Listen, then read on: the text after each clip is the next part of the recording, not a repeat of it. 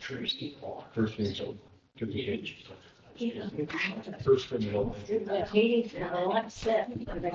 going to call this meeting to order. I'm going to start by taking roll from my left. B.G. Zimmerman. Rob Cummings. Elida Snow. Ron Good. Walter Schneider. Cody Katzen. Please rise for the pledge of allegiance.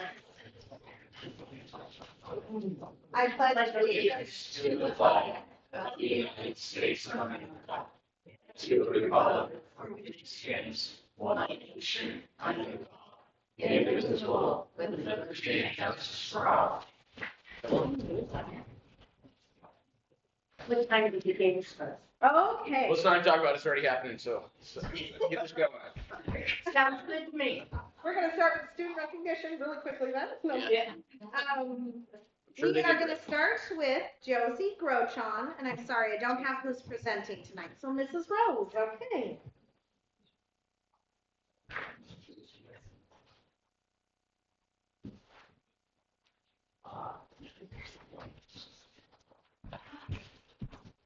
Pretty she looks. I know. Sitting up here. Josie is going to be our kindergarten student of the month. Josie's family has graduated from Libby, her grandparents and parents, so she's been at Libby for a while, and has 2 older brothers, so she's the youngest of the family, and finally has her turn at kindergarten. If you know Josie can have a little sass. Definitely knows what she wants. So when we had Josie in my class this year, I thought, oh, we could have a fun year. But I tell you what, as soon as she walks in that door in the classroom every day, she is the perfect kindergarten student. She is always attentive and kind and works hard and keeps her spot and everything tidy, keeps tracks of things. She is very thoughtful in how she does things.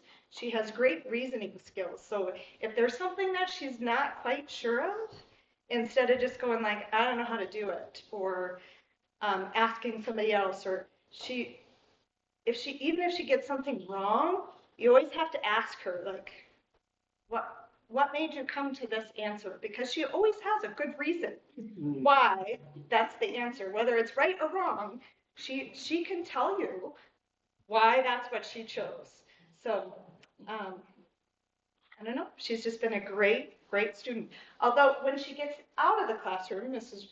Kidwell can attest to this, we were doing a poster for Thanksgiving, and I was working on the poster, and Josie's sitting out with me, and it's after school.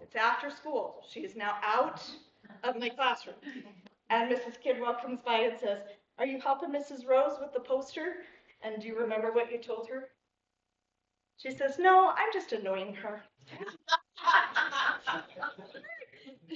No longer teacher mode. So thank you.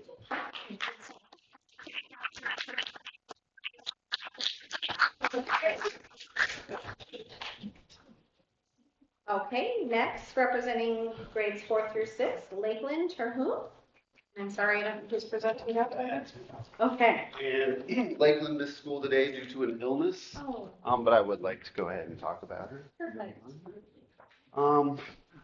Lakeland is truly an amazing at making sure everyone feels included and has a friend to be with. She has a natural kindness that helps others feel welcome, safe, and valued. Her classmates know that they can count on her to be there with a smile and an encouraging heart. Lakeland is also very eager to learn. She is always asking questions and wanting to know more, which shows her curious and how curious and motivated she is. She is not afraid to try new things and keeps pushing forward even when something feels challenging. So she moved to the district maybe right before Thanksgiving, and she's adapted well. She's made friends with so many people, and she is always very encouraging. If anybody's down, she's there to lift them up. And she's sweet and energetic. She always tries her best. She does get disheartened when she is not successful, but she just keeps persevering. So we're very lucky to have her in the district.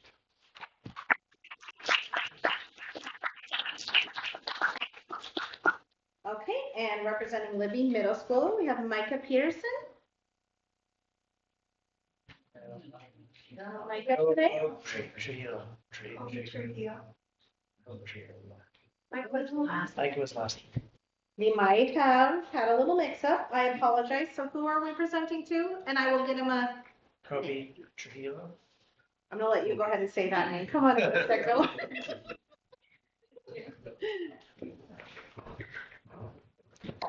Does he get a? So this, it was a Okay. misprint, so we're definitely gonna get him one. Okay. I'm so excited to introduce this student of the month. This is like one of those moments that every teacher waits for, I think, is when you truly see that light bulb.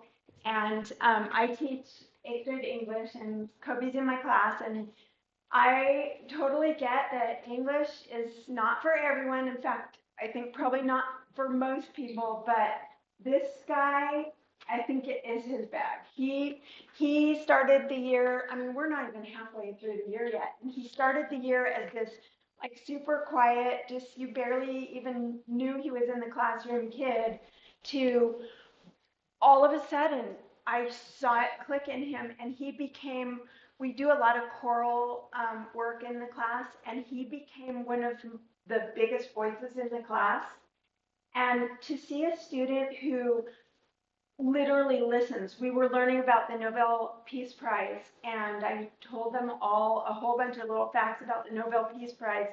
And then their exit task was they had to write one thing they learned about the Nobel Peace Prize. And he told me the guy that left it in his will and the instructions in his will, like the smallest little piece he heard. And we have been working on writing paragraphs, and these paragraphs have so many intricate little things in the structure of the paragraph, and I have them go back and highlight their paragraphs to make sure that they included all the elements. And this guy turns in his paragraph all beautifully highlighted. I don't even have to ask him to highlight it. He just is totally understanding what we're doing in class. So congratulations, Kobe. You are an honest.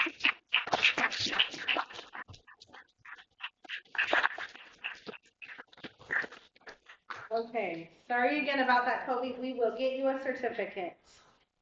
Next, representing Libby High School, Bailey Cruz. All right.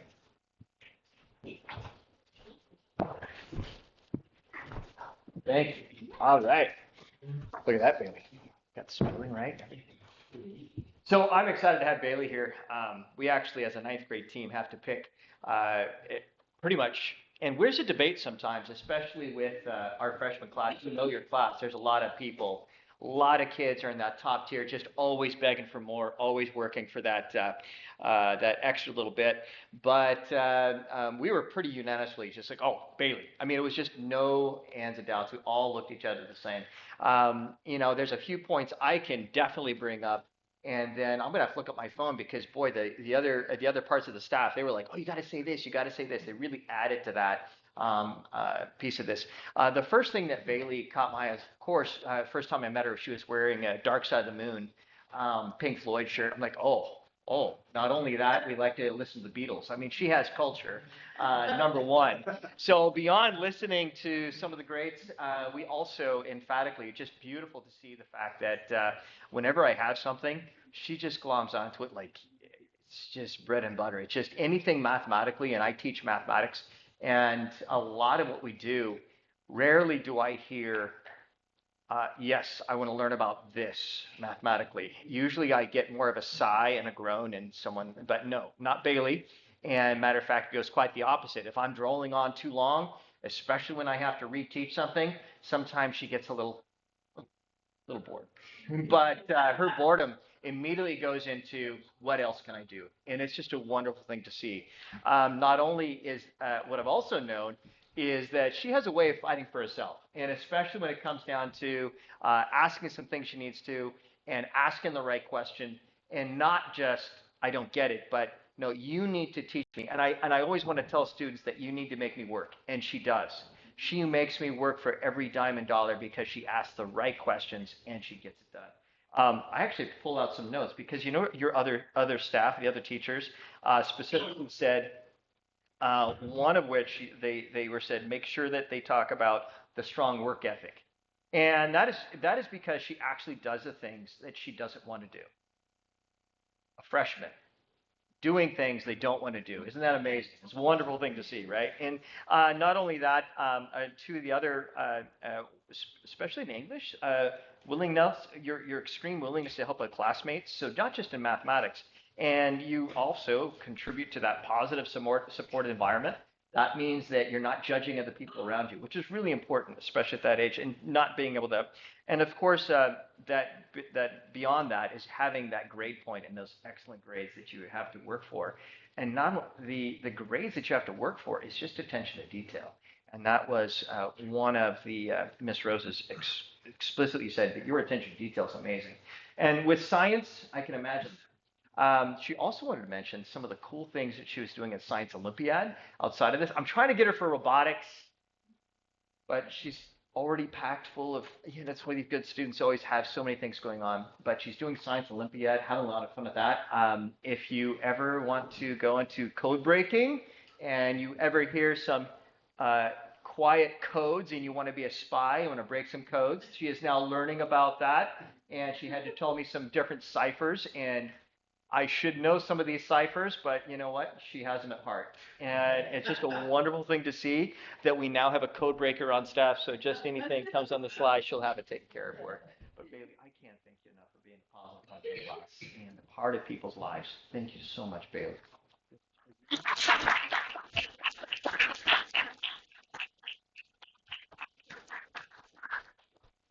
Okay, and next from Libby Central School, Lily Griffin.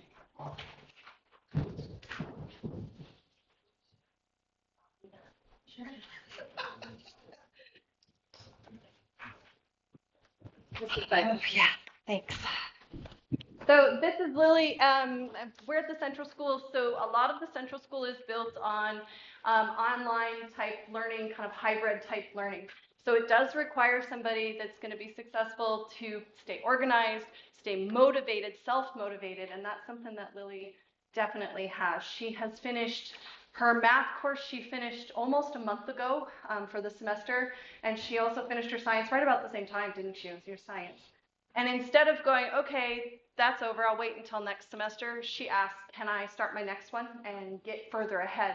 So she has now started her next math class way before the semester's over, and she's started her next science class. We've also been working on yearbook ideas and other things like what did Dean have you doing? What machine was that? The CNC machine. She grabbed the instruction manual. She started figuring it out for Dean, started setting it up for him. She's just been a huge positive influence at the charter school. She never lets somebody feel like they're behind. If she's got the time, she's helping them. She's always like, do you need a partner? Do you need some help? And she's just been an absolute positive influence. Exactly who we're looking for at the charter school, pushing herself forward all of the time, trying to get herself motivated and finished for you, right? Yeah. And so all of us teachers at the charter school, again, like Mr. Zeiler, we kind of just all come up with a name, and we all just said, oh, we know who we're picking, because she's just been exactly what she needed to be for herself and a super positive influence on everybody else in the school. So Lily, thank you so much.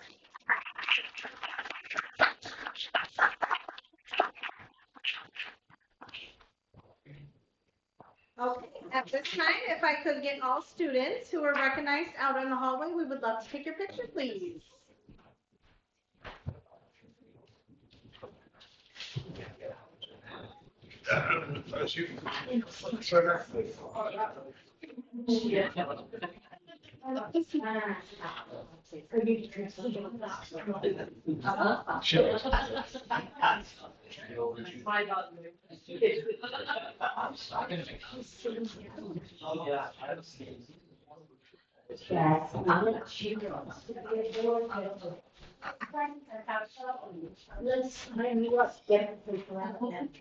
Oh, I need to go. Yeah.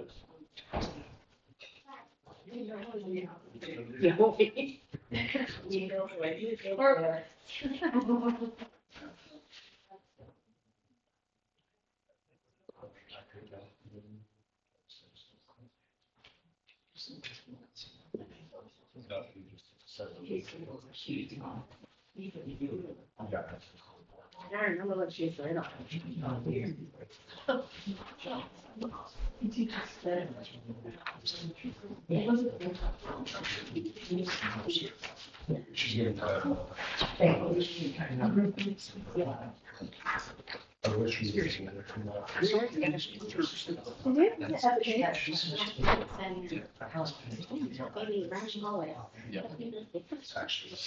Mom, I'll sit here and man this food.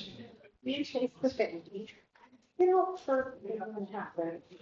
Typically, to live like groups of people, that day we just started the baseball basketball team. We didn't even face it. I was like, "Oh, excuse me." So funny. Yep, the varsity team. We didn't even face it. They're, 6 feet taller than you.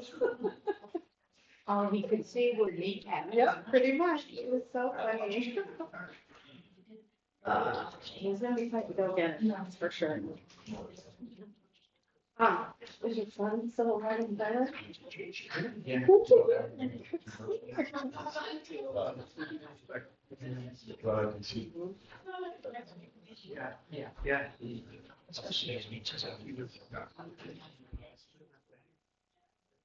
Oh, yeah.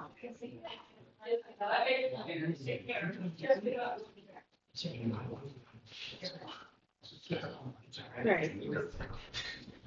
I wish she saw me.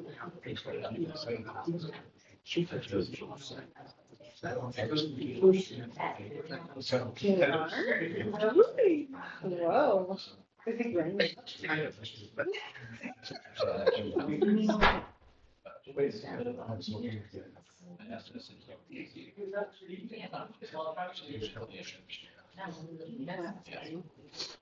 Well, that's good. They all seem really excited to go.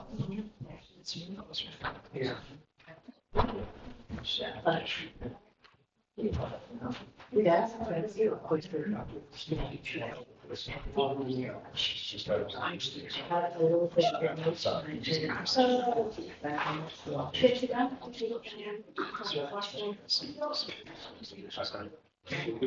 His first name is Colby.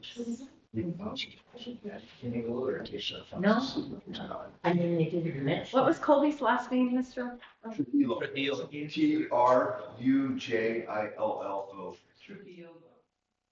Rujillo. Sure. Thank you. I was like, I cannot even. Okay, so at this point, we will move on to setting of monthly meetings. Looks like Monday, February 2nd and Monday, February 9th. 4:30 and 6:30 respectively. I need a motion, please. I move that we set the monthly meetings for February the 2nd at 4:30 and February the 9th at 6:30. I have a motion by BG and a second by Walt to approve the February monthly meetings as listed. Any questions or comments? All those in favor? Aye. Aye. All those opposed? Motion passed. Okay, consideration of minutes from December's meetings. There was a lot of them. There were. Sorry.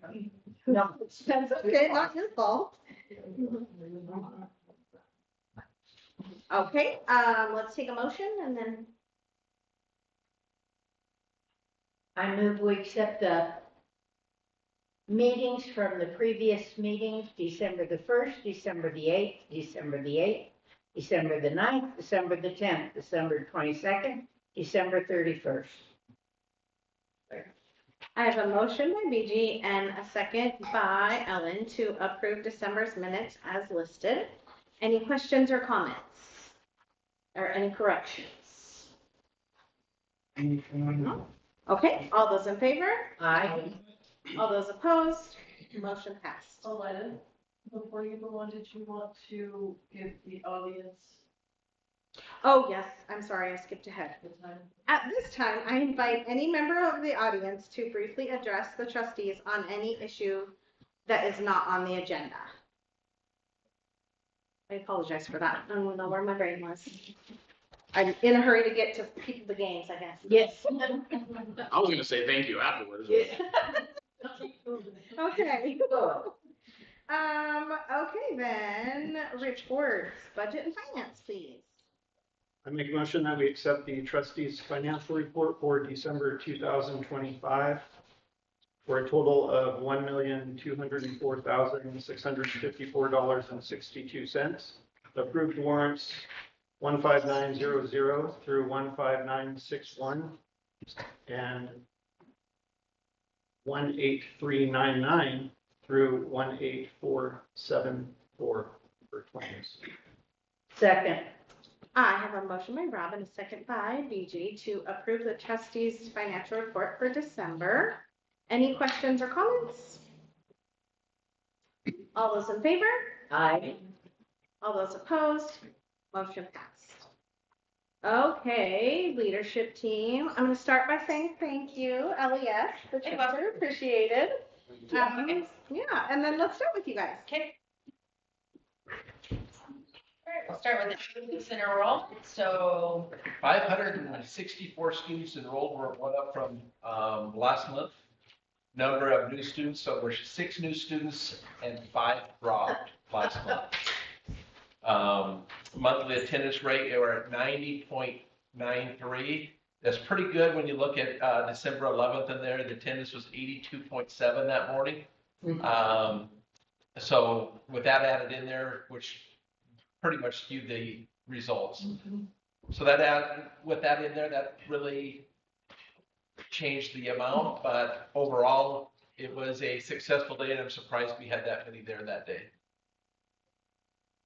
December 11th was the day of the flood.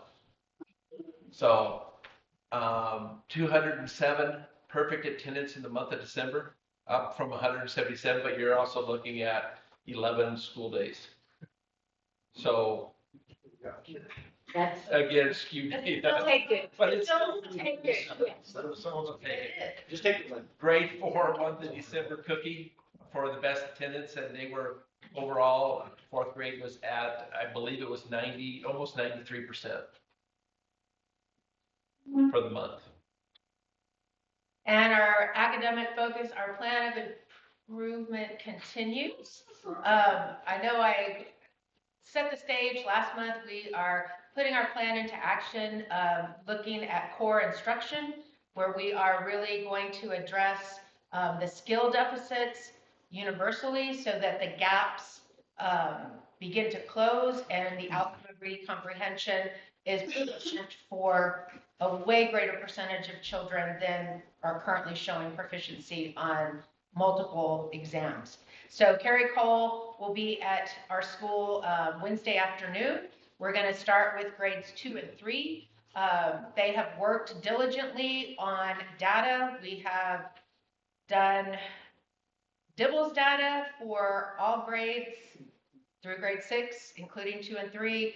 We've done core phonics surveys for children who were showing that we needed more information than DIBELS because they were showing at risk. So we are taking all of that data and we are creating groups based on their literacy needs. And it looks like at grade 2, there are 6 groups, and at grade 3, there are 5. So our instructional coaches will also be stepping in to work with kids during core instruction time as well. So that plan is underway. It's been a lot of work behind the scenes. The teachers are really excited to work with Carrie on Wednesday. The launch date is 2nd semester. That's the goal, to start by the 26th. Yeah.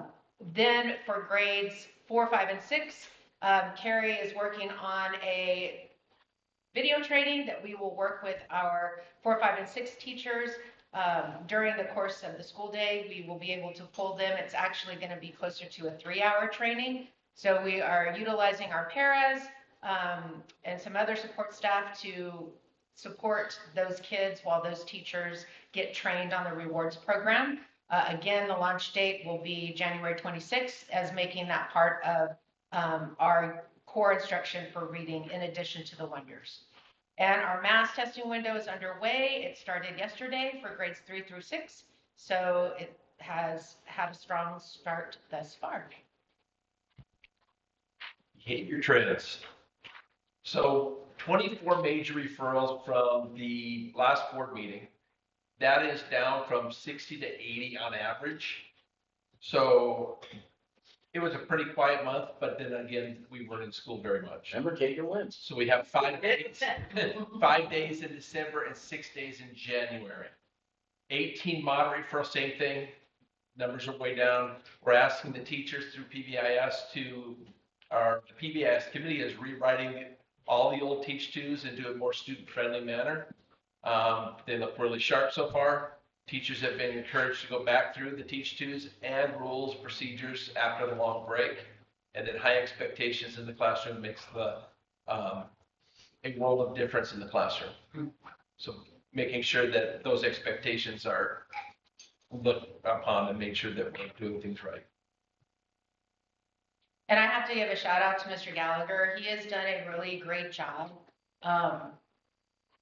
growing in the past 5 years, and this year has really stepped it up with the parent communication that is super consistent, as well as the documentation in Wrenching Minds, so that it becomes a collaborative piece, so all stakeholders know what has been worked on with the families and what the families have worked on with us. So it's been a really solid year. So kudos. Thank you. Yep.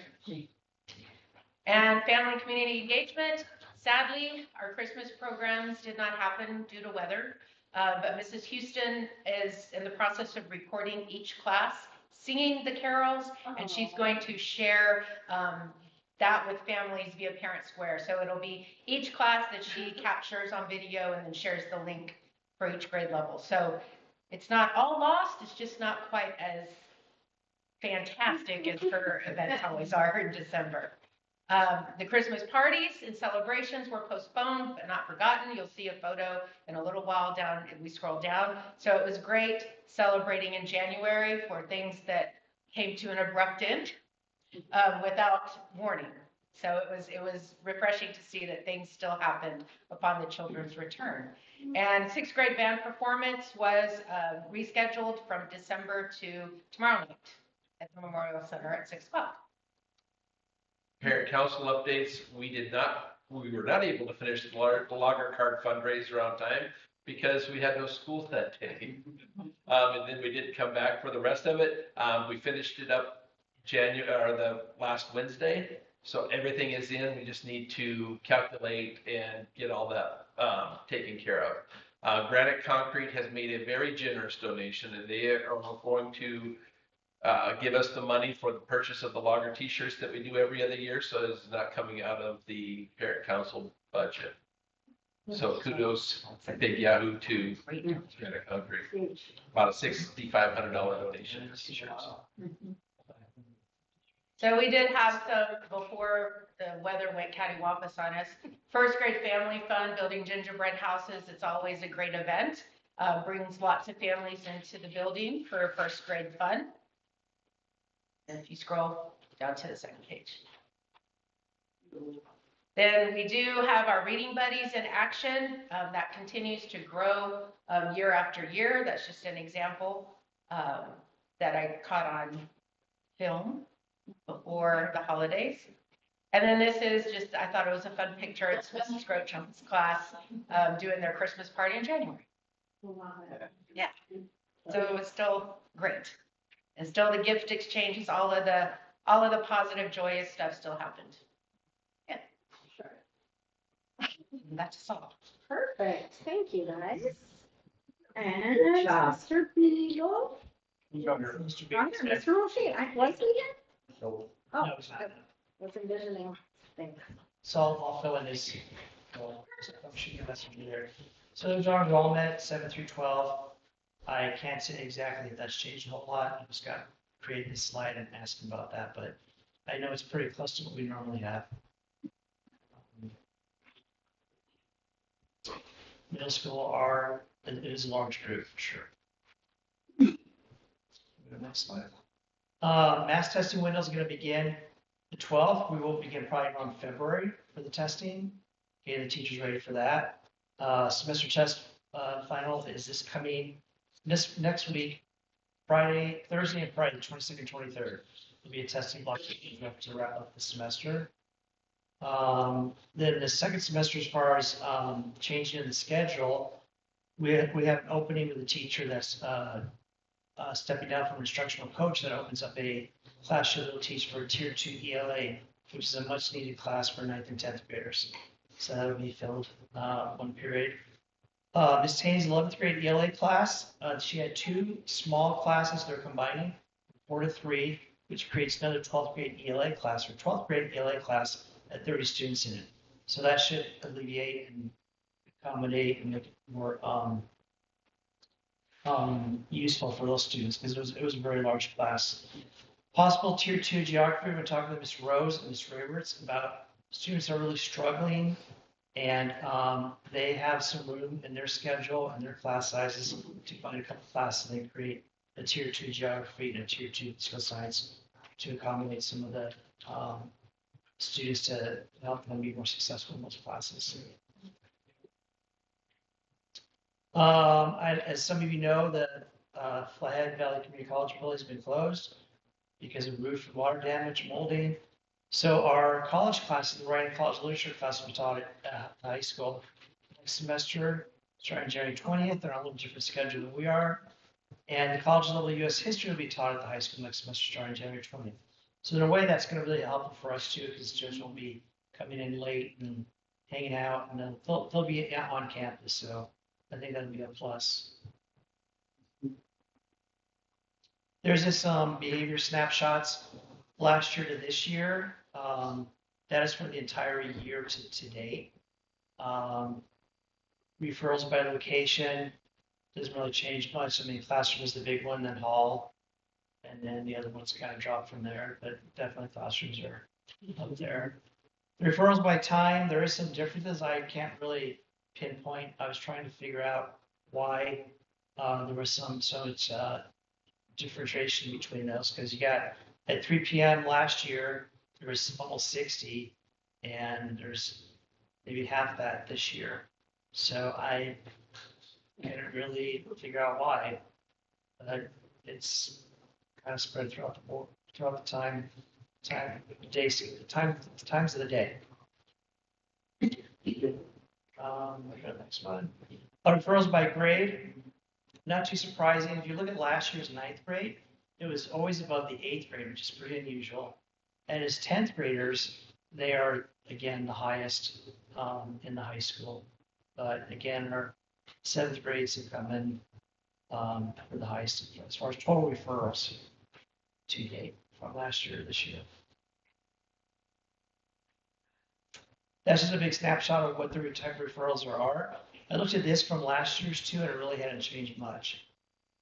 Disruption, defiance, minor or majors, we're up there in the very top of the most of the referrals, the cause of the referrals for the behavior.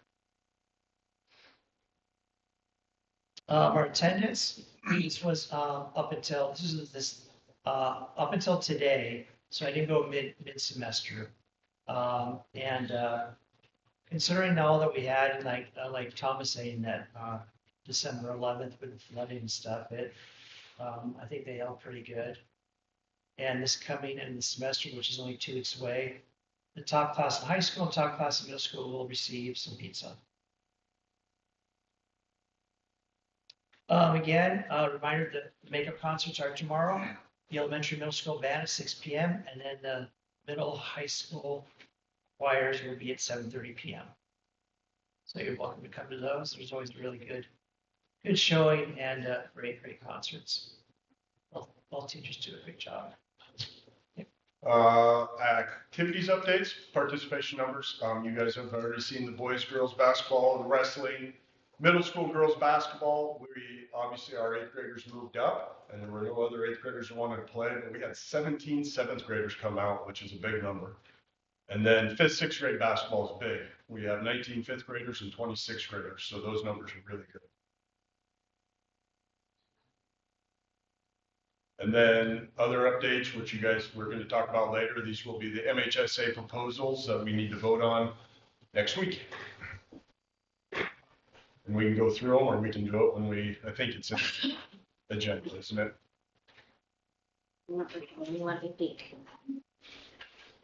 Next week. In the agenda to talk about, we can talk about them real quick. Basically, all of them will not really affect us much. These are more geared towards some critical or some wording from the MHSA, and then the rest are for not really Class A.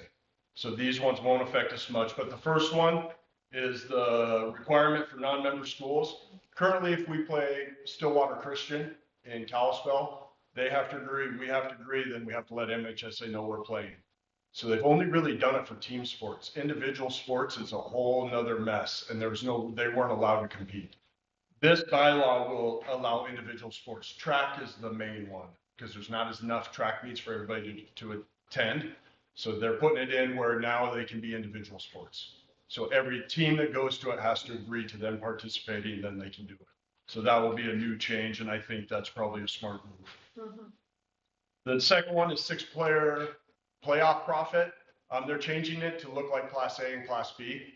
Right now, if they make money on their football playoffs, after paying out the expenses, like the mileage that we pay, all that money is split between every single Class B 6-player football team in the state. Class A does it where it's split between the teams that make the playoffs. Because when we go to Billings Central, the money we get back from that game does not cover our costs. So instead of every team in Class A getting the money, it will just be those ones that qualify to help offset costs. And we've been pretty lucky with it because Class A actually makes pretty good money in playoff football. So every team gets an additional check at the end. I think when we went to Billings Central, was that our last playoff game we went to? Josh, do you remember? I believe so. I think it was like a $1,900 check we got because of this playoff system. So this is for 6-player playoff. I'll vote yes for them for that one. Or we will, I should say, not I. Number 3, this is expedite hearing. So anytime there's a problem with MHSA and we want to appeal a decision or we want to try to get something changed, we can ask for a hearing to take place quickly. We pay $250 for them to meet on that hearing because the whole MHSA board and all the schools that have members that are part of the MHSA board have to be in that meeting. And if they override it, you used to get your money back. They're changing that. Now it's $300 flat rate to do it because there's been so many appeals in the past few years. That was the only thing that changed in that one, right? The 50. Yeah, just the $50 more. And you don't get it back if you win the appeal. Gotcha. Like, what do these appeals look like? It could be It can be all kinds of things. It can be hardships. It can be, it can be a lot of different things. I know that the MHSA board met like almost 30 times in the fall.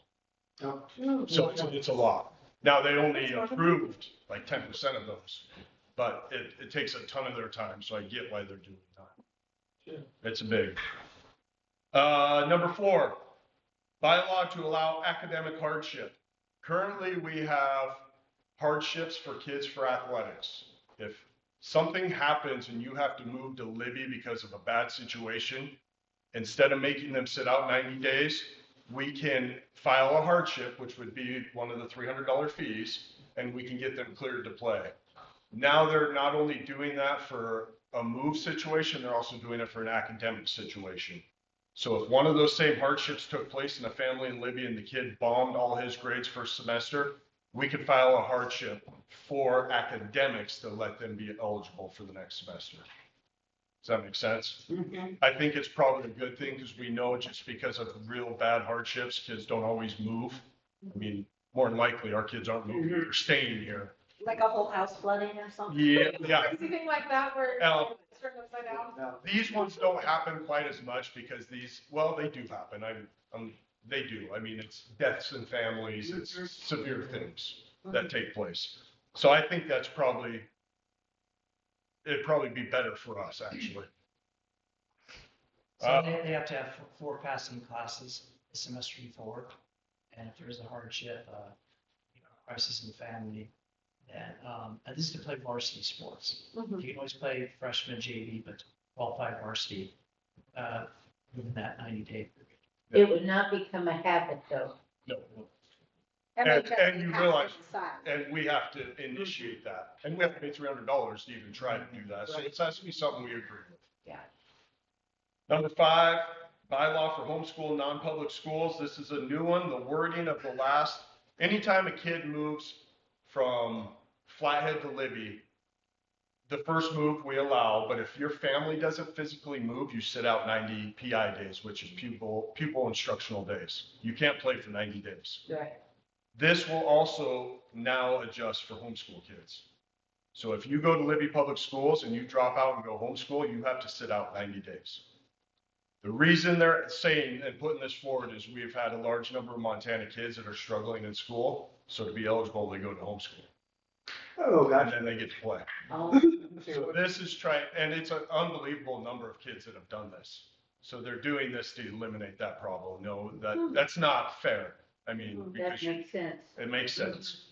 I thought it was a pretty good one after I read it. At first, I didn't quite understand it, but I actually called Eric Harris. He's the Class A rep for the MHSA, and he explained it to me that way. That's the problem. But again, you can fill it up to the MHSA board. Yep, if we needed to. Okay. Absolutely.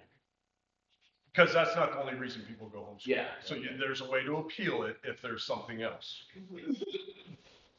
The proposal, the awards rule, every student athlete in Montana can earn up to $500. And if they earn more than that, that is against MHSA rule. Riggs Johnson's a perfect example for us because we all lived that not very long ago. He could have made a pile of money playing golf when he was in high school. MHSA didn't allow him to. So they made one change because there are a few things you can take. Our academic letters we give, well, those are $40 a piece. So all that adds up to $500. So they added training apparel for practice and workouts provided by the school. Can be practice shorts, practice shirts, spandex, tights, or a pair of socks. So it's just added they can get that without that accumulating to the $500. Fair enough. That makes sense. Yep. A lot of times this happens when they play 3-on-3 tournaments in basketball, and you get some kind of cash prize or even a jacket. So that's all part of that measure of knowledge. You know, value that jacket is. You have to be careful not to go with 500. And the last one is from the MHSA board. It's the spectator ejection rule. Passed last year. If you get ejected from a game, you have to miss the next 3 games. They want to change that to not the next 3 games, but the next 2 weeks of the activity. And I think it's because football, 3 games could be 3 weeks. Basketball, that could be 1 week. So they just want it to be more equivalent for every activity. You miss 2 weeks instead, or 3 weeks. What was it? 2 weeks. So if we remove a spectator from the gym, it is 2 weeks they are out instead of 3 games. And if it's at the end of the season, it carries over to the next season. Yep. Okay. So again, really nothing that we are too worried about, but I don't see any of them that we as a school should.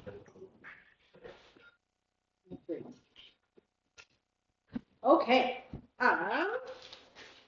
Thank you. Was that The end of your report? Yep. okay, just checking. Okay, then, Mr. Yes. Oh, flood-related information, let's scroll down on that. There we go. Big issue, Cliff. The days that we missed, of course, we missed, December 12th, and December 12th was emergency day. So how this works is the first day that you miss is day of school because whether roads are too bad or there's no power or anything like that, the first day is counted as an emergency day, so I don't have to worry about the first day. December 12th was emergency day. December 17th, 18th were cancellation days. December 11th above, it was counted as a school day because we had school and parents were able to pick their kids up, but we ran buses and had school available. So after going all through this stuff and making sure that we're right, I think at this point, I believe we are, but we do not have to, we have enough aggregate hours, and the hours that you have to have is 1,080. The elementary school has less than that, but we always keep track of that as far as fourth grade is usually the hardest one to meet. because they have recess and that doesn't count. So at this point, we have the 1,080 hours. My concern is that there's a lot of winter left, and if we do miss another day of school, then we're going to have to do one of two things. We would have to add another day of school, which I think would be rough.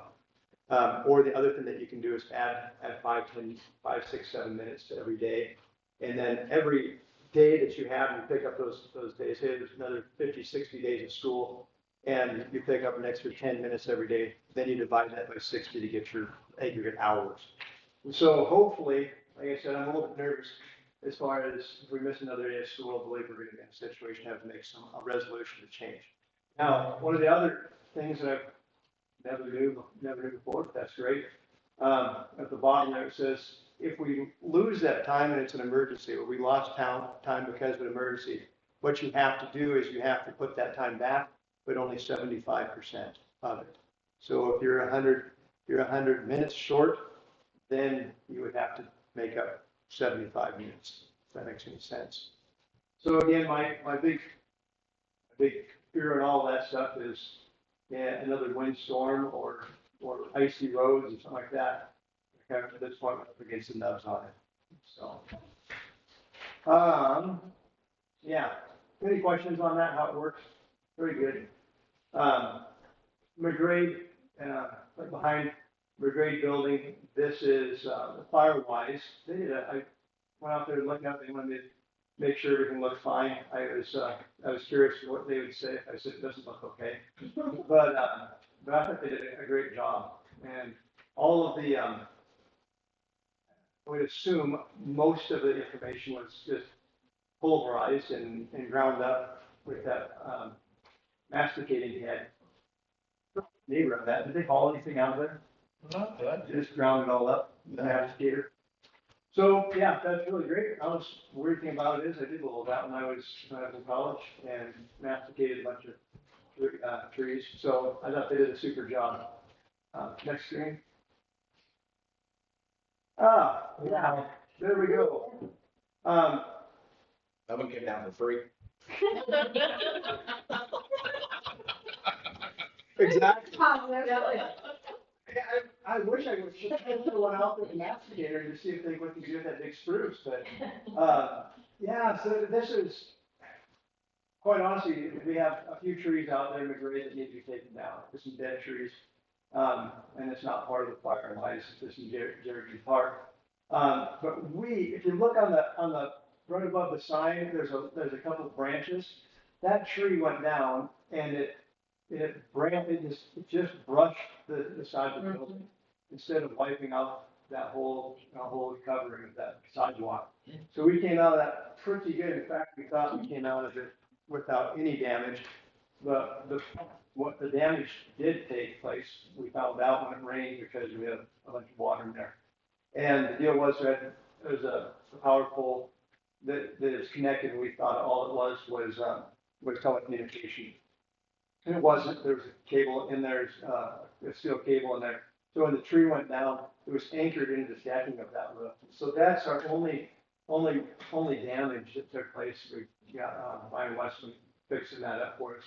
And what I would say, I've never dealt with insurance on an emergency situation like this, but they have, how would you put it? When they have so many claims taken and there's an emergency, they just send us the bill when you get the bill. Like, oh, okay, we're good.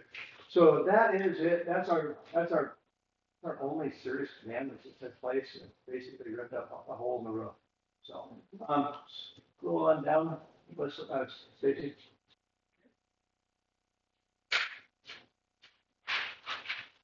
What's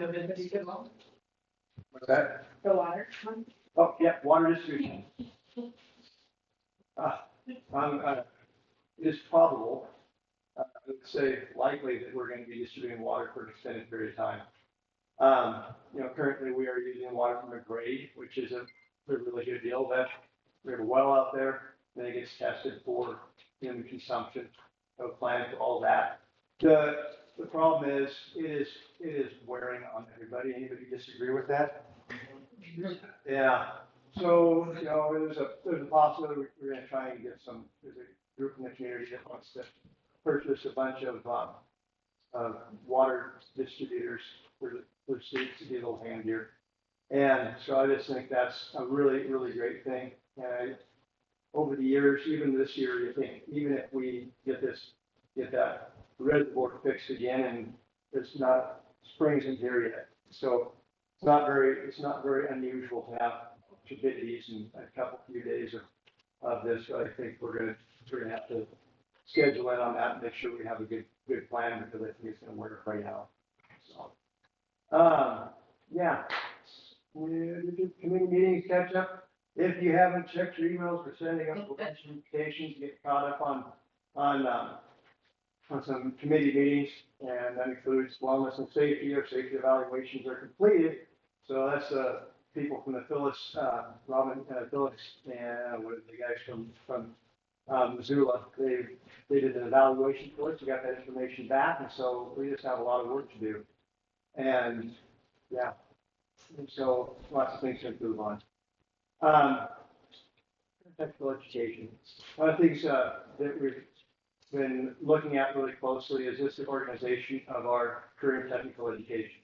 We have incredible facilities. We have a lot of equipment.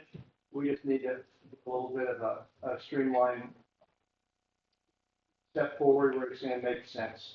And so we actually had a little meeting this afternoon with a businessman in the community that does CNC machines, and that's one of our big goals, to make sure that we have some kids that are coming out of Libby Public Schools, and if they want to go somewhere else and work, that's great. Or if they can also have the opportunity to walk out of the school and get a job for some of these businesses that are popping up and growing pretty well in Libby.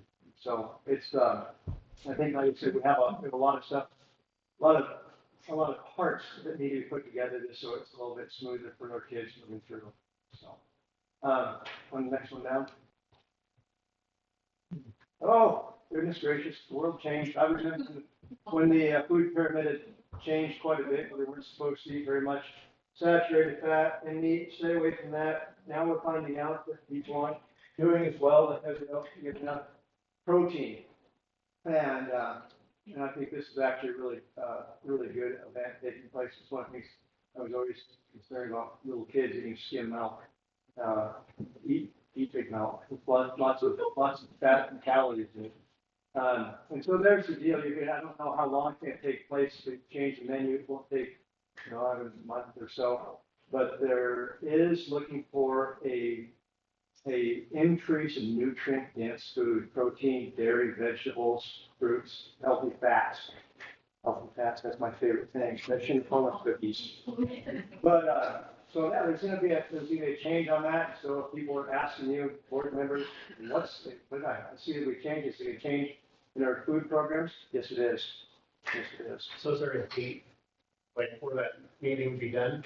Yeah, I asked Ellen, I said, how long is this gonna take? She says, a few weeks, it'll start rotating through, because literally we're gonna have to get enough food coming in. Ellen's actually excited about it. The whole issue of the low fat, low protein, everything became low protein because of that. And so yeah, she thinks it's a good deal. She's not concerned about it, but we will have to work through that menu. So carbon health foods, so. A lot, yeah. Okay, anything else? I'm done. Okay, perfect. Then we are moving on to resignation, retirement, reduction, abortion, non-renewal. And we have one, Miss Steph Germany, as Libby Middle High School instructional coach. I'm sure that puts a strain on the Libby Middle High School, but I thought her letter was so sweet. I thought It was really well written. I understand where she's coming from. Yeah. So we will need a motion, please. I'll make a motion to accept the resignation for Steph Germany. Second.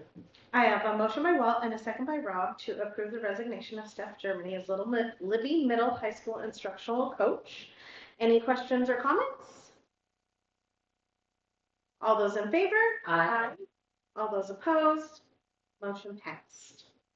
Okay, consideration of 25-26 staff contract transfers. So we will move on to the substitute hire list. That we approve the substitute hire list as presented.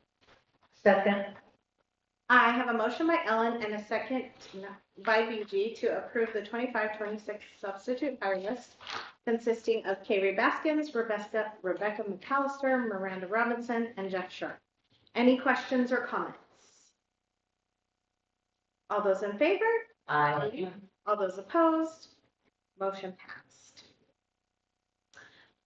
Okay, get back up here. So 26-27 extracurricular fall coaches. Are we okay with grouping them together or would we like them separated? I had a question on. So would you like to separate them? No,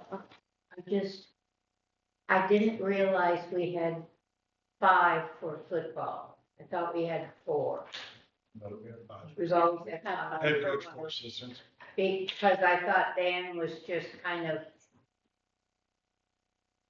helping out. No, Dan's the offensive. Thank you. coordinator. I didn't know that. And then I was just curious, did Keith just move up from LES? Yes, Yeah. Okay, so there's always been 3 at the middle school. yes. We didn't fill one last year until almost 3/4 of the way through the season. And Bobby's son, wasn't it? Yes. Yes. and my only question was, did we have an assistant girls soccer last year? Yes, we did. And Yes. it's just Beth open again? Hollingsworth, yep, she is taking a new job. Gotcha, okay. I would like to, say on the football coaching, if the numbers stay where they are, you're gonna have to look at that. My kid had 2 JV football games. And we have the same amount of coaches. So, and then 5th, 6th grade football had 2 games. And seemed like we could have used a coach or something, you know. We had an open position all year that we applied. Not fill it, use a coach. We're paying them anyways, then they could have helped out at the 5th grade level, what have you, because, I believe their contracts specify what's that? what, I believe their contracts specify what they're being paid for, not to be shuffled around, essentially. Okay, but it's worth looking into the future, right? Like if we can't fill a 5th, 6th, and we'd only get 2 games for JV, maybe one of those coaches then could. We could look at it and see what that could look like. It's the reason that we had only 2 games, because we didn't have enough people to play against them. And we didn't have enough and other teams didn't have enough. We're gonna change our freshman schedule next year to more jamboree type games so that we can play. Ronan was in the same boat. There was a few of us that were low number. Ronan actually canceled theirs before it started. That we'll see. Between us not having and them not having 2 games. And we played, I can't remember who it is off the top of my head, but one team we agreed there would be no special teams because we were both so short-handed. So, Bigfoot, that was big one. Big force. Wasn't there the worry of like some of the JV kids that were prominent enough to be worrying about them getting hurt during the JV You game? can, yeah. So I think the goal next year for us scheduling is like JV jamborees. Let's get 4 teams together and just play small, you know, so it's not a whole game with kickoffs and punts and just get them experience. They gotta play. Like we got these kids play. So it's not just basketball, it's football too? Oh, it's across the board, every activity in the state. We're just, I mean, it's just magnified here because of the low enrollment that we have for, especially for a Class A school. Everything is more magnified, you know. Well, it was Libby, Big Fork, and Ronan that couldn't field the JV team this year. The Even Big smallest Fork, schools. huh? Yeah, Big Fork was really low. They're in Northern Newford, actually. Did all their kids go to California? That or homeschool. You know, Yeah, open enrollment, they can, I know some went to Columbia Falls, because they were gonna be the. they were gonna be that team, Yep. yeah. Okay, so with no objections, let's go ahead and just group them up. So I would like a motion, please. I move that we accept the fall coaches for 2026. I'll second. I have a motion by BG and a second by Waltz to approve the list of fall coaches for 2026. Any other questions or comments? All those in favor? Aye. All those opposed? Motion passed. Okay, so moving on to Mr. Goodman, we are, nope, did I skip one? Yeah. Also, Didn't we just do fall coaches? baseball. Baseball. Nope, I have it at number 4. Oh, I put these separate. Sorry. Baseball. Sorry. Oh, there's spring coaches. Okay, no worries. So moving on to Mr. Goodman's, we do have to have one more executive session. So I'm going to ask for a motion to table, please. Second. I have a motion by Walt and a second by Cody to table the hiring of Mr. Goodman. All those in favor? Aye. All those opposed? Aye. Motion passed. Okay, moving on to Zach Sherbo and Joe Flores as assistant baseball coaches.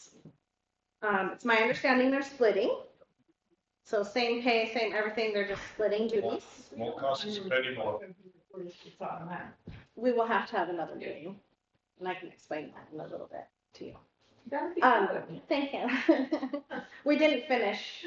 In the thing, there needs to be another executive session in the thing, so we have to finish. Okay, so moving on, sorry about that, Zach Sherbo and Joe Flores as assistant baseball coaches. Let's start with making a motion. I'll make a motion to hire Zach and Joe for the assistant baseball coaches. Second. I have a motion by Walt and a second by Rob to approve the hiring of Zach Sherbo and Joe Flores as assistant baseball coaches. Any questions or comments? All those in favor? Aye. All those opposed? Motion passed. Okay, moving on to BG's favorite. Consideration of MTSBA recommended policy update, second and final reading. I move that we have for the second and final reading, policy 1401, 2158P1, 2161. I'm going to test the audience. You better remember this. 2161P1, 2335, 2510, 2600, 3110, 3141, 3141F, 3150, 3600, 3600 NF1, 3600 E1, 3635, 4550, 5015, 5122, 5321, 5321 P1, 5334 P1. And all of these can be obtained in the superintendent's office if someone is questioning and needs something to put them to sleep at night. We're gonna have to get some kind of a cart for it, okay? Yeah. Okay, a second, please. Second. I have a motion by BG and a second by Ellen to approve the second and final reading of the recommended or MTSB recommended policy updates as listed. Any questions or comments? All those in favor? Aye. All those opposed? Motion passed. Okay. Consideration of out-of-district student attendance ZB. So we just need a motion for that, please. I still move. Second. I have a motion by BG and a second by Ellen to approve the out-of-district student attendance ZB. All those in favor? Aye. All those opposed? Motion passed. I have a question before we adjourn. This meeting that we have to have, what does it entail? It will be an executive session. In the in the second and third paragraph of Ron's board evaluation, it says we have to have 2 executive session meetings. So we will set up a date. It has to be before February 1st. Right. Right. So we will set up a special agenda to do one more executive session, and then after that we will vote So then we will have to have another meeting after that to vote We can just come out of executive session and do it and then. vote at that. That's what I want, okay. All right, I move that we adjourn. Okay. I have a motion by BG and a second by Ellen to adjourn the meeting. All those in favor? Aye. All those opposed? Motion carries. Did a good job. I don't know. Have to ask Walt and BG. Let's